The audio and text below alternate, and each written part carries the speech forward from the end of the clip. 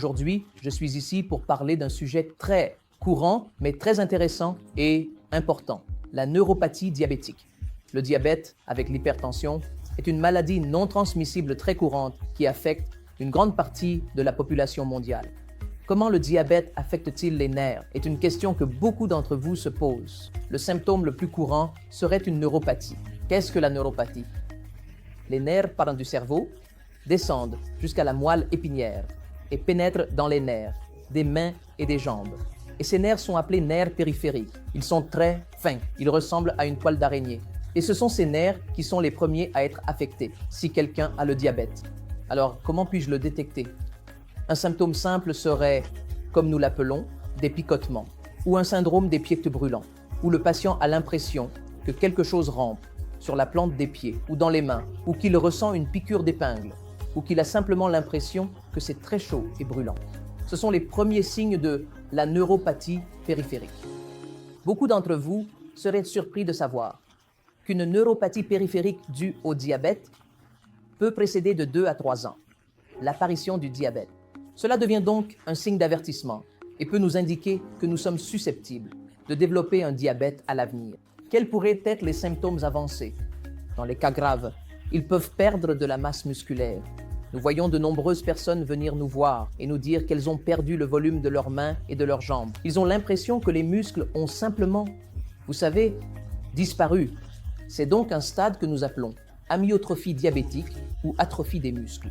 Ensuite, ils peuvent avoir de fortes douleurs et des sensations de picotement et ils peuvent tomber à cause d'un déséquilibre en marchant. Et puis, ils réalisent qu'ils trébuchent et tombent à cause de la faiblesse dans les jambes.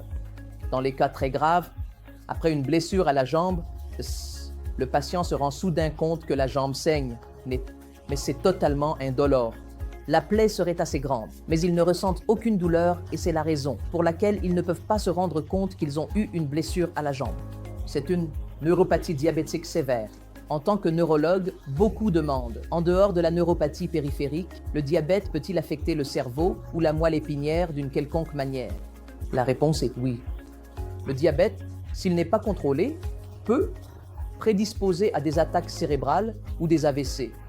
Tout comme un diabète non contrôlé peut entraîner une crise cardiaque ou un infarctus du myocarde.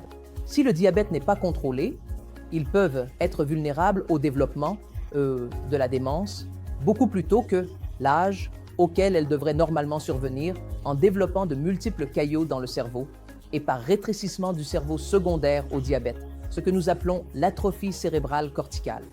Ils peuvent avoir une forte tendance à développer des problèmes de vessie ou des problèmes urinaires. Ils peuvent développer de la constipation. Ils peuvent ne pas être capables, vous savez, de vider leurs intestins fréquemment ou régulièrement. Comment prévenir la neuropathie diabétique? Très simple. Traitez le diabète le plus tôt possible. Assurez-vous d'avoir une bonne alimentation. Et c'est le traitement principal de la neuropathie. Il n'y a pas de traitement spécifique pour la neuropathie. Nous devons traiter la cause de la neuropathie, qui est invariablement le contrôle du diabète. Alors, chers amis, il est très important d'avoir l'œil ouvert et de rechercher tout signe précoce de diabète, surtout dans le système nerveux.